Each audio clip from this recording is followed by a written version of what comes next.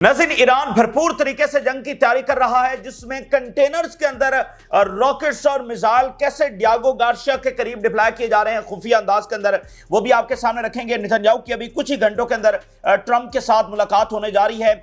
मिस्र और फ्रांस की स्ट्रेटेजिक पार्टनरशिप हो गई है, बड़ा यहां पर एक डेवलपमेंट हुई है। मिस्र और फ्रांस के दरमियान बाकायदा स्ट्रेटेजिक पार्टनरशिप जो है वो अनाउंस कर दी गई है और मैक्रोन की जानिब से इस बात को एंडोर्स किया गया है कि मिडिल ईस्ट की कोई सेटलमेंट मुमकिन नहीं है, मिडिल ईस्ट के अंदर कोई पीस मुमकिन नहीं है। अगर फलस्तीनी रियासत नहीं बनती तो फिर यह समझ लिया जाए कि मिडिल ईस्ट के अंदर जो है वो किसी तरह का अमन नहीं होगा, बल्कि लंबी जंग जो है, लंबी इंस्टेबिलिटी जो है वो उसका आगाज हो जाएगा। इसके ऊपर हम बात करेंगे। और यमन के ऊपर अमेरिका का अग्रेशन जारी है और मुसलसल यमनी हमलों के नतीजे में अमेरिका का एक तो म्यूनिशन खत्म हो रहा है, दूसरा लॉजिस्टिकल जो सपोर्ट है उसके अंदर बड़ी प्रॉब्लम्स इस वक्त अमेरिका को जो सामने आ रही हैं। ये तमाम सूरत हाल आपके सामने रखेंगे। और दूसरी तरफ नाज़रीन, जो अमेरिका की जानिब से जंग का आगाज किया गया है पूरी दुनिया के ऊपर, ये अब तक की सबसे बड़ी जंग है जो पूरे प्लेनेट के ऊपर इस वक्त फैल चुकी है। अब ये बाकायदा वॉर है जिसको आप ट्रेड वॉर का नाम दे रहे हैं।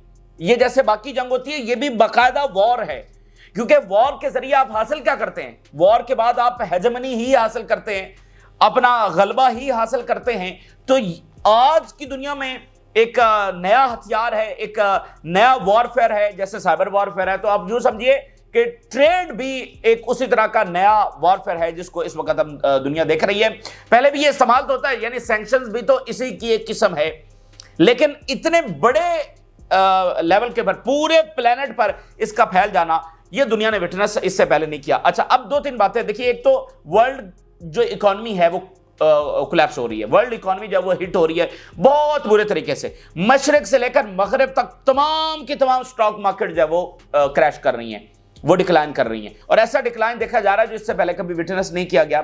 अच्छा, वर्ल्ड इकोनॉमी जो है वो रिसेशन के अंदर जा रही है। इसका क्या मतलब है? इसका मतलब यह है कि मैं और आप और पूरी दुनिया के जो इंसान हैं वो इससे मुतासर होने जा रहे हैं। यानी वर्ल्ड इकोनॉमी रिसेशन से मुराद यह है कि कारखाने बंद होने जा रहे हैं, इंडस्ट्रीज तबाह होने जा रही हैं। और सिर्फ हम उन कपड़े बनाने वाले कारखानों की बात नहीं कर रहे हैं, हाँ, क्योंकि तमाम इंडस्ट्रीज जुड़ी हुई है ना। मिसाल के तौर पे आउटसोर्सिंग एक बहुत बड़ी इंडस्ट्री है, वो भी इन्हीं चीजों के साथ जुड़ी हुई है। तो इस तरह का ऑनलाइन जो बहुत सारा काम है वो भी इससे जो वो मुतासर होने जा रहा है, क्योंकि देखिए कारोबार इसे कारखाने लगे हुए हैं, हजारों लोग उसमें काम करते हैं।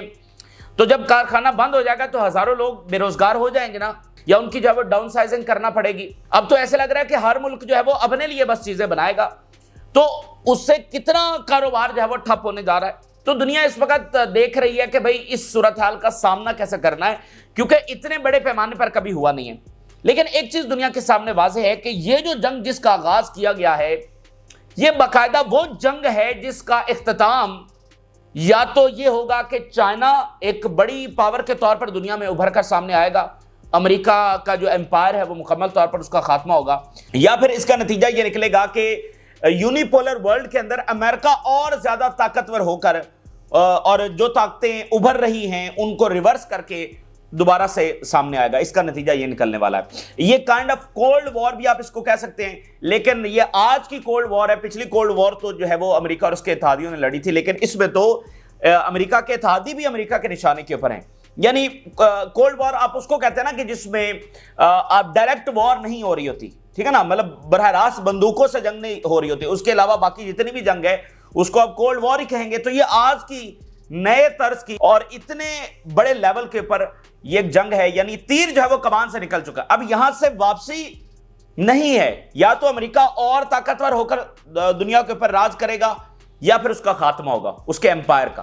तीर कमान से निकल गया है, ये कोई मामूली मतलब टैरिफ लग गए, सैंक्शन लग गए, ये वो मामला नहीं है, ये उससे बहुत बड़ा मामला है। और जो अब दुनिया के मार्केट क्रैश कर रही है, उनकी स्टॉक और इकोनॉमी मुतासर हो रही है, कंपनीज मुतासर हो रही हैं, तो उससे अब दुनिया को अंदाजा हो रहा है कि ये कितनी बड़ी चीज है, ठीक है ना। तो इसके ऊपर भी हम बात करेंगे। और ट्रंप कह रहा है कि जो उसकी पॉलिसी बन गई है उससे वापस नहीं आएगा। खुद अमेरिका के अंदर बहुत तशवीश है, लेकिन जो कि ट्रंप तो फिर सबसे समझदार है, सबसे ज्यादा अक्ल कुल है, तो वो किसी की बात मानने के लिए तैयार नहीं है। बहरहाल इसके ऊपर हम बात करेंगे। आगाज हम करते हैं नाज़रीन इजिप्ट और फ्रांस के हवाले से। फ्रांस के जो सदर हैं मैक्रोन एक बड़े गैर मामूली दौरे के ऊपर इस वक्त मिस्र पहुंचे हैं और ज्वाइंट प्रेस कॉन्फ्रेंस हुई है फ्रांस के सदर और मिस्र के सदर की, और स्ट्रेटेजिक पार्टनरशिप का ऐलान फ्रांस की जानिब से किया गया है। मिस्र के साथ स्ट्रेटेजिक पार्टनरशिप का जो अनाउंसमेंट है वो किया गया है। आप देखिए कि इन अ लॉन्ग टर्म इजराइल बचता हुआ नजर नहीं आ रहा है। उसके बहुत सारे ये सबूत हैं कि दुनिया कितनी तेजी के साथ बदल रही है। ये वही वेस्टर्न ममालिक हैं जिनकी पॉलिसी बनती थी in terms in reference with Israel. Israel जिससे खुश होता था उसके साथ हल्के फुल्के ताल्लुकात ये बनाते थे, जिसके साथ खुश नहीं था उसके साथ नहीं बनते थे। तो और फिर वैसे भी इजराइल को शामिल करके कोई भी पॉलिसी बनाई जाती थी। इसमें इजराइल नहीं है, इसमें विद रेफरेंस टू इजराइल नहीं पॉलिसी बनाई जा रही है। ये ममालिक अपने अंदाज में फैसले कर रहे हैं। और अगर फ्रांस आ गया तो मतलब यूरोप आ गया। यूरोप का नया लीडर जो है वो फ्रांस ही है। फ्रांस ने स्ट्रेटेजिक पार्टनरशिप का अनाउंस किया है। स्ट्रेटेजिक पार्टनरशिप क्या है भाई? उसमें मिलिट्री कॉपरेशन भी होगा, हर तरह का ऑपरेशन होगा। और स्ट्रेटेजिक से मुराद यह है कि वो आपकी नेशनल सिक्योरिटी में अब पार्टनर हैं। तो जो कुछ इजराइल कर रहा है वो तो इजिप्ट की नेशनल सिक्योरिटी के खिलाफ है। तो देखिए ना यहां पर किस टाइमिंग के अंदर आकर मैक्रोन जो है वो स्ट्रेटेजिक पार्टनरशिप अनाउंस कर रहे हैं। तो देखिए ये जो यूरोप का इमर्ज करना है ना as an independent power house, America से इंडिपेंडेंट होकर, इजराइल से इंडिपेंडेंट होकर, यही सब चीजें बदल देगा। इजराइल को अमेरिका ने कायम नहीं किया है, इजराइल को यूरोप ने कायम किया है। और वही यूरोपियंस जो इजराइल के इशारे पर आकर इसी मिस्र और इसी मिडिल ईस्ट के ममालिक के ऊपर जंग कर देते थे, हमला कर देते थे। बाकायदा फ्रांस ने इजिप्ट के ऊपर हमला किया हुआ है। आज उनके साथ स्ट्रेटेजिक पार्टनरशिप साइन करना है। तो ये कोई छोटा वाकया नहीं है, ये कोई छोटे इवेंट्स नहीं है जो यहां पर हो रहे हैं। इजराइल इस वक्त इतरा रहा है सिर्फ और सिर्फ ट्रंप के ऊपर खड़ा हुआ है। सिर्फ और सिर्फ इजराइल इस वक्त अमेरिका के ऊपर खड़ा हुआ है, ठीक है। और बाकी वो बड़ी तेजी के साथ आइसोलेट होता चला जा रहा है। और ये जंग कुछ महीने और चलेगी तो इजराइल मजीद किस जगह के ऊपर खड़ा होगा। ये जो रास्ता है बिल्कुल ये इजराइल की तबाही का रास्ता है, बावजूद इसके कि वो जितना भी एग्रेशन कर रहा है।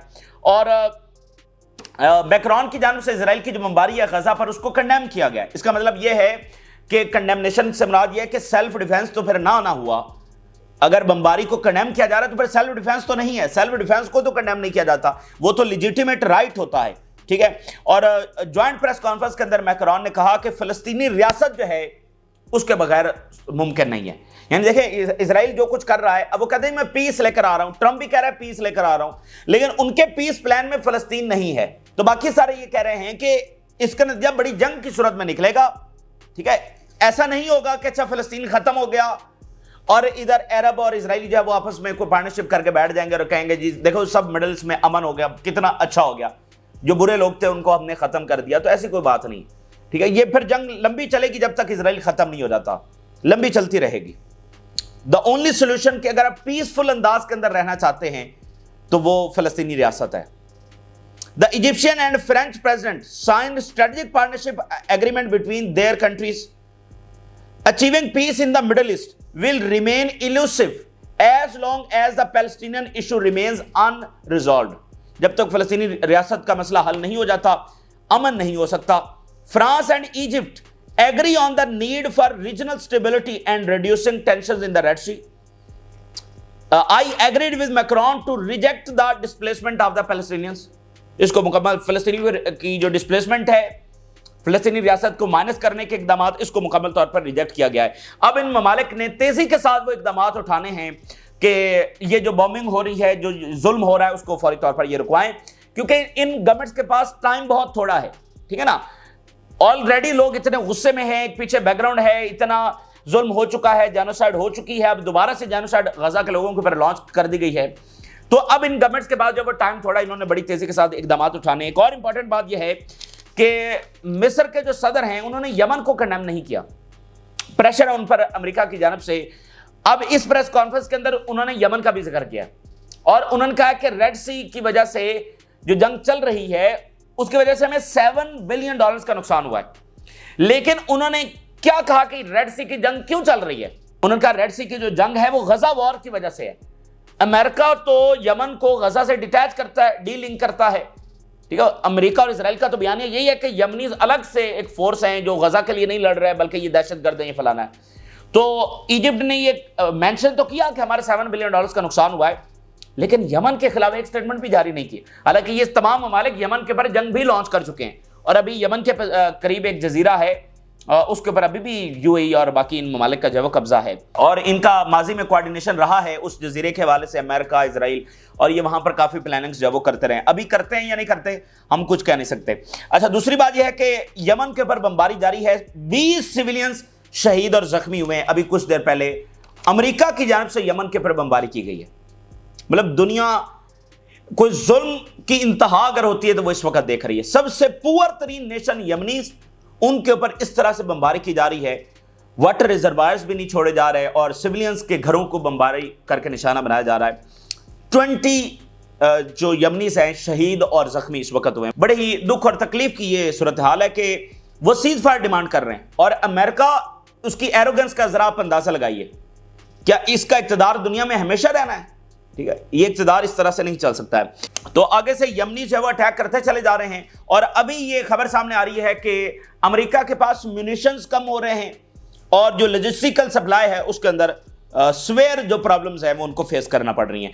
यूएस ऑफिशियल्स, अमेरिकी मीडिया, we are burning through readiness munitions fuel and deployment time. देखिए, एक एयरक्राफ्ट कैरियर जब वैसे डिप्लॉय होता है, ये वो वाली डिप्लॉयमेंट नहीं है, ये कम्बैट पोजीशन के अंदर है। एयरक्राफ्ट कैरियर जंग लड़ रहा है, सर्विलेंस के लिए डिप्लॉय नहीं है, यहां पर बाकायदा जंग हो रही है।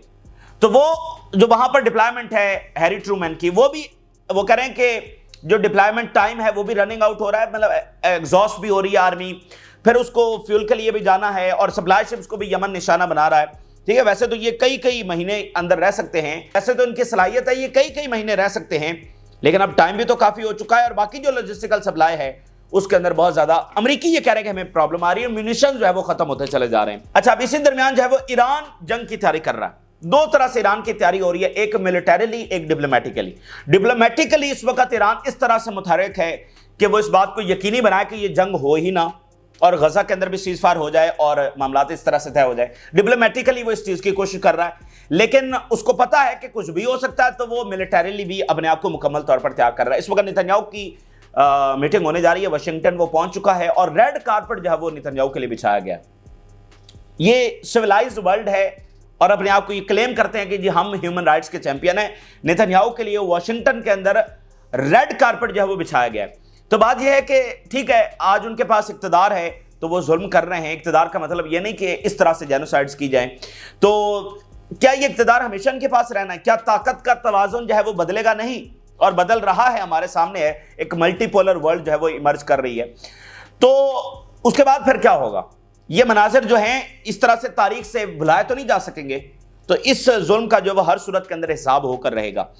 अच्छा, ईरान इस वक्त नाज़रीन तैयारी कर रहा है गल्फ के अंदर, स्ट्रेट ऑफ हॉर्मज़ के अंदर, इंडियन ओशन के अंदर। और खबर ये सामने आ रही है कि ईरान, देखें जो डियागो गार्सिया है वहां पर हिट करना ईरान ने।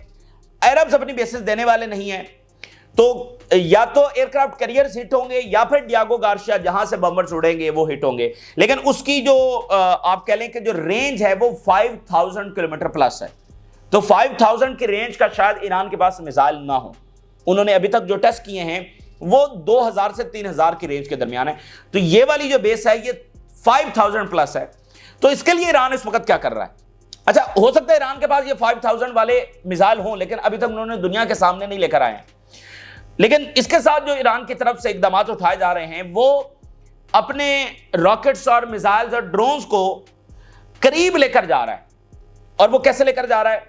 ईरान जो है वो कंटेनर्स के अंदर मिसाइल्स को डिप्लॉय करके, क्योंकि देखें उनके पास जंगी बेड़े तो नहीं है, वो क्या कर रहे हैं कि कमर्शियल जहाजों के अंदर कंटेनर में वो फिट करके रॉकेट्स और मिसाइल्स और ड्रोन्स उनको डिप्लॉय कर रहे हैं, मतलब इतना करीब के वहां से वो रेंज के अंदर आ जाए। ठीक है ना?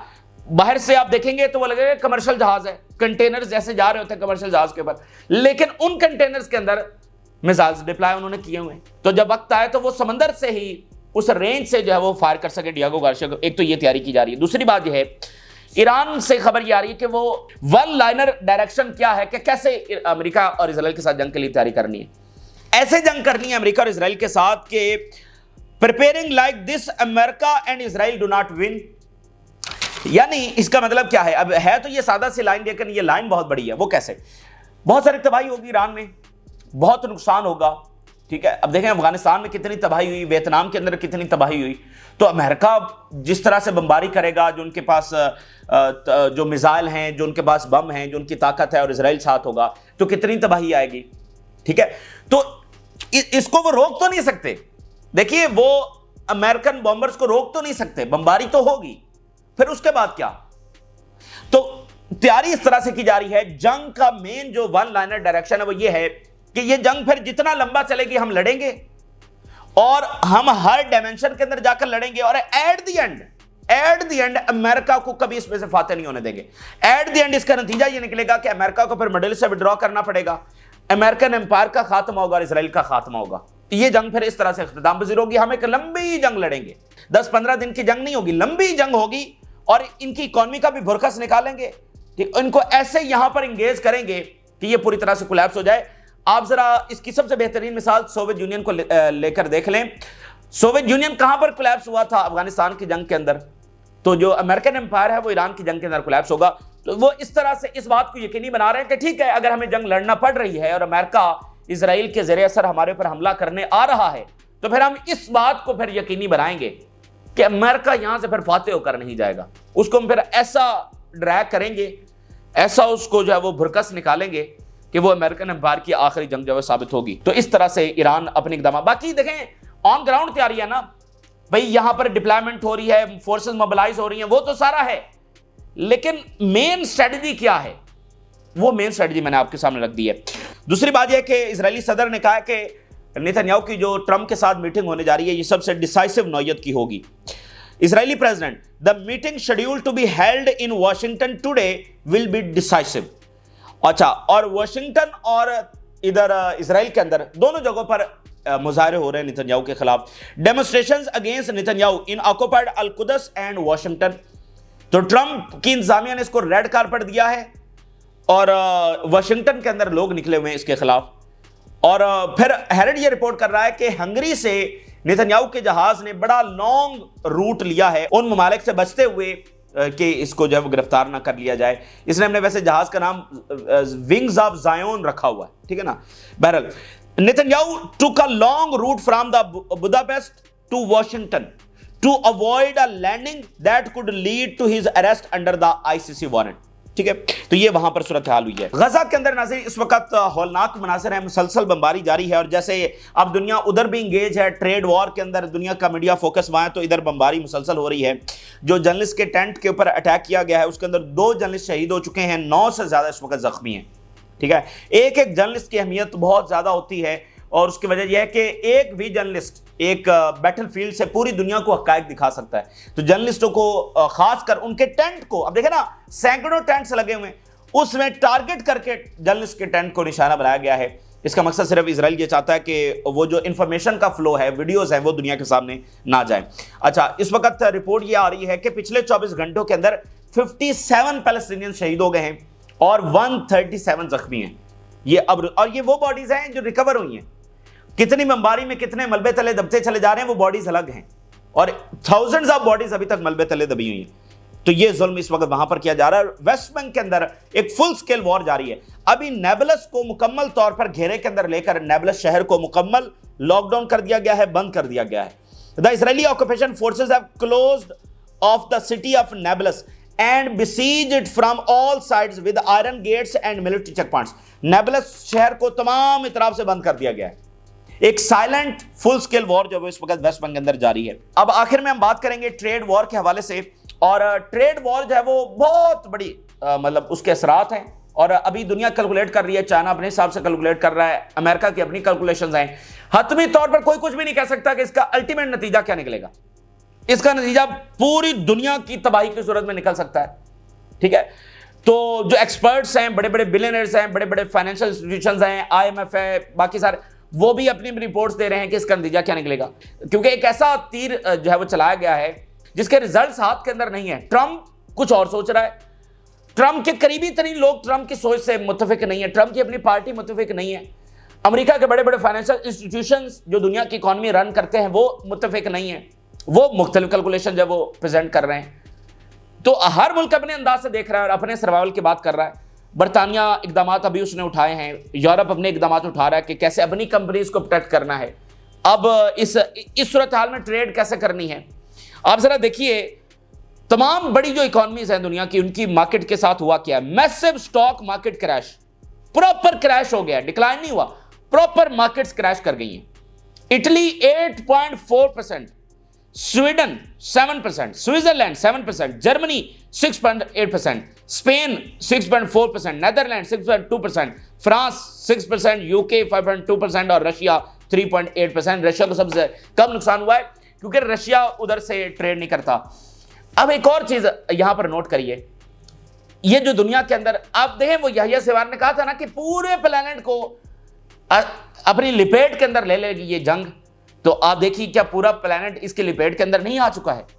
ये सारा कुछ हो रहा है, ये किस लिए हो रहा है भाई? जंगों की वजह से हो रहा है। और सबसे ज्यादा जिस जंग ने किरदार अदा किया यूक्रेन के बाद, फिर ये गजा की जंग है। इन जंगों ने अमेरिका को इस नहज के ऊपर खड़ा किया, ठीक है, कि ट्रंप फ्रस्ट्रेशन में ये एकदम हाथ उठा रहा है और पूरी दुनिया के ऊपर उसके असरात हो रहे हैं। तो पूरी प्लेनेट के ऊपर ये जंग फैल नहीं चुकी? इस आलमी जंग में भी सब बंदूकों के साथ नहीं लड़ रहे होते, आलमी जंग में भी 10-12 मुल्क ही लड़ रहे होते। तो ये समझ लें कि एक आलमी जंग ही है कि उसके असरात जो पूरे आलम के ऊपर इस वक्त हम देख रहे हैं। चाइना ने 34% जो टैरिफ है वो इंप्लीमेंट कर दिए हैं। उससे जो अमेरिकन इकॉनमी है, यानी इधर से एक मिसाइल आ रहा है, उधर से आगे एक मिसाइल आ रहा है, तो बस तबाही हो रही है। China 34% tariff hits multiple US industries hard. इसके अंदर उनकी एविएशन इंडस्ट्री है, सेमीकंडक्टर्स की इंडस्ट्री है, एग्रीकल्चर की इंडस्ट्री है, ये बड़ी मुतासर हुई है। और बोइंग उनकी बहुत बड़ी कंपनी, ये बहुत मुतासर हुई है। तो अमेरिका ने लगाया, आगे से चाइना ने अभी इंप्लीमेंट कर दिए हैं, तो वो अमेरिकन मार्केट को और ज्यादा हिट कर रहे हैं। पूरी दुनिया की जो इकॉनमी है वो इस तरह से मुतासर होने जा रही है कि पूरी दुनिया के कारोबार, बेरोजगारी और आप कह लें क्राइसिस और गुर्बत, इन्फ्लेशन, ये सब होने जा रहा है। क्योंकि देखिए एक स्ट्रक्चर है ना, निजाम एक तरीके से चल रहा है, जॉब्स हैं, लोग जाते हैं, कारोबार करते हैं, नौकरियां करते हैं, घर चल रहे हैं, वो सब मुतासर होने जा रहा है। तो अब दुनिया नए अंदाज के अंदर किस तरह से चलेगी, कैसे होगा? अब चीन ऑफर कर रहा है कि हम सब मिलकर इसका सामना करें, और ट्रंप जो है वो मॉक कर रहा है, ह्यूमिलिएट कर रहा है। यही एरोगेंस है ना। ये इजरायली भी इधर यही करते हैं, फलस्तीनियों को बम मार कर कहते हैं देखो, हाँ देखो ये हम इनके साथ क्या कर रहे हैं। इजरायली भी यहां पर ऐसे ही मिडिल ईस्ट के अंदर अपने जंगी हथियारों की जो हैबत है उसको दिखाकर इतराते हैं। तो ट्रंप मतलब देखें, दुनिया परेशान हाल है, कारोबार तबाह हो रहे हैं, ठीक है। तो ट्रंप साहब जो है ह्यूमिलिएट कर रहे हैं। वो कह रहे हैं कि there is no inflation in America and the United State is making the billions dollars of a week. हम तो बड़ी तरक्की कर रहे हैं, हम तो बड़े रिच होने लग गए हैं टैरिफ के बाद। China whose markets are collapsing just raised its tariff to 34%। Trump कह रहा है जी चाइना की मार्केट जो है वो कोलैप्स कर रही है। खुद अमेरिका के मार्केट से $7 ट्रिलियन जो है वो वाइप आउट हो चुका है। भाई सबकी मार्केट होगी ना, हिट होगी। उसकी वजह यह है कि सरमायादार अपना पैसा निकाल रहे हैं, हर मार्केट से निकाल रहे हैं, क्योंकि अनसर्टेनिटी है कि भाई अब पता नहीं आगे क्या होगा। भाई जब आपकी चीजें बिकनी नहीं आगे जाकर कहां पर बेचनी है, तो अभी कुछ स्टेबलाइज होगा तो पैसा वापस लेकर आएंगे। तो फिलहाल सबकी मार्केट जो है वो क्रैश कर रही है, और एक नया सिस्टम आएगा तो उसके बाद स्टेबिलिटी आएगी। तो एक ऐसा बटन दबाया गया है, एक ऐसा तीर जो है वो कमान से निकल गया है कि ये आगे जाकर क्या क्या तबाही लाएगा, ये अभी किसी को भी कंफर्म नहीं है। मतलब हर कोई अपनी अपनी एस्टिमेट दे रहा है। भाई ट्रंप की जो एस्टिमेट है वो बिल्कुल मुख्तलिफ है, अमेरिकन का मुख्तलिफ है, ओबामा कुछ और, ओबामा जैसे लोगों का कुछ और है। रिपब्लिकन पार्टी मुतफिक नहीं है ट्रंप से। बड़े बड़े फाइनेंशियल इंस्टीट्यूशन जो बताते हैं कि मैशत कैसे चलेगी, वो तो कुछ और बात कर रहे हैं। तो ट्रंप कह रहा है कि नहीं हम तो अमीर हो रहे हैं और कोई इन्फ्लेशन नहीं है, और अमेरिका जो है वो बहुत बड़ी पावर बनकर दोबारा से उभरेगा, और चीन को हम पीछे छोड़ देंगे, ये कर देंगे, वो कर देंगे। तो बहरहाल ये देख रहे हैं मामलात किस तरफ जाते हैं। अब इस सारे सिनेरियो में मिडिल ईस्ट की जंग चल रही है, तो इस सारी सूरत हाल जो दुनिया में पैदा हो चुकी है, और अब दुनिया को नए राब्ते बनाने हैं, नए अलायंसेस बनाने हैं, उसके अंदर इजराइल कहां पर फिट होगा, उसकी जंगें कहां पर फिट होंगी, ये हमें देखना है। ये इस वक्त की ताज़ा तरीन सूरत हाल है जो आपके साथ शेयर किया। अपनी राय जरूर आगाह करें। जिन लोगों ने चैनल को सब्सक्राइब नहीं किया उससे रिक्वेस्ट करेंगे कि चैनल को जरूर सब्सक्राइब कर लें ताकि हर आने वाली वीडियो आप तक पहुंच सके। इजाज़त।